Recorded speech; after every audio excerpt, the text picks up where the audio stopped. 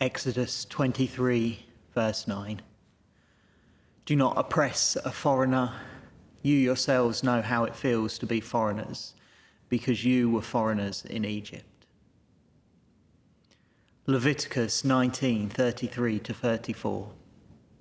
When a foreigner resides among you in your land, do not ill-treat them. The foreigner residing among you must be treated as your native born. Love them as yourself, for you were foreigners in Egypt.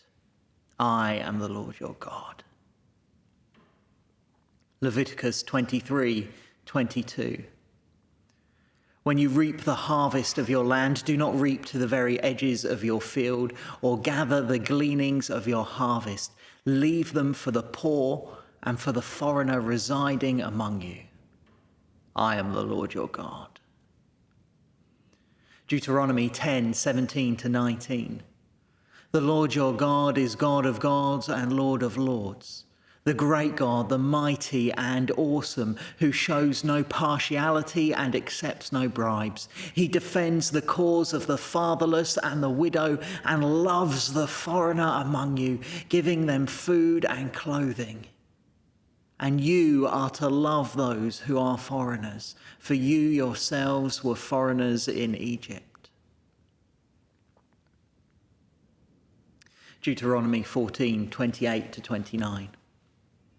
At the end of every 3 years, bring all the tithes of that year's produce and store it in your towns, so that the Levites, who have no land allotted to them or any inheritance of their own, and the foreigners, the fatherless and the widows who live in your towns may come and eat and be satisfied, and so that the Lord your God may bless you in all the work of your hands.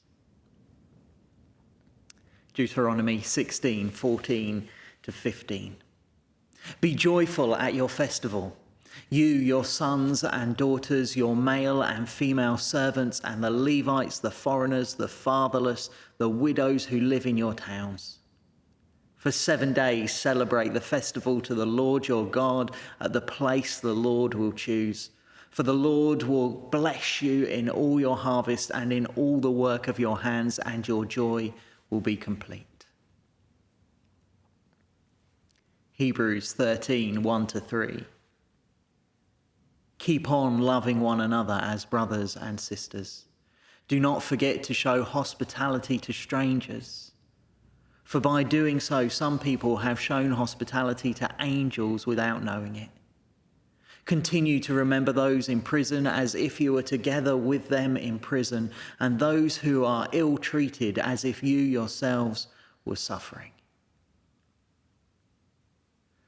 And Matthew 25:31-46.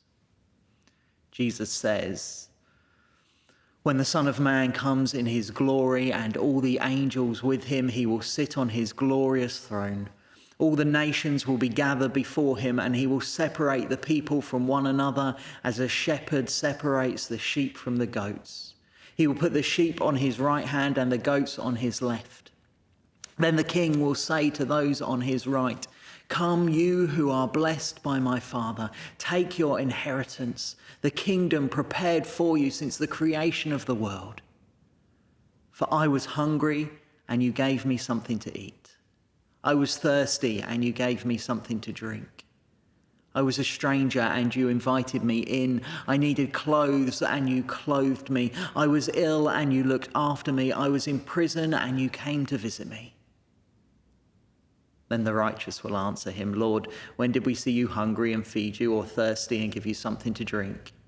When did we see you a stranger and invite you in, or needing clothes and clothe you? When did we see you ill or in prison and go to visit you? The king will reply, truly I tell you, whatever you did for one of the least of these brothers and sisters of mine, you did for me. Then he will say to those on his left, depart from me, you who are cursed, into the eternal fire prepared for the devil and his angels. For I was hungry, and you gave me nothing to eat. I was thirsty and you gave me nothing to drink. I was a stranger and you did not invite me in. I needed clothes and you did not clothe me. I was ill and in prison and you did not look after me. They also will answer, Lord, when did we see you hungry or thirsty or a stranger or needing clothes or ill or in prison and did not help you? He will reply, truly I tell you, whatever you did not do for one of the least of these, you did not do for me. Then they will go away to eternal punishment, but the righteous to eternal life.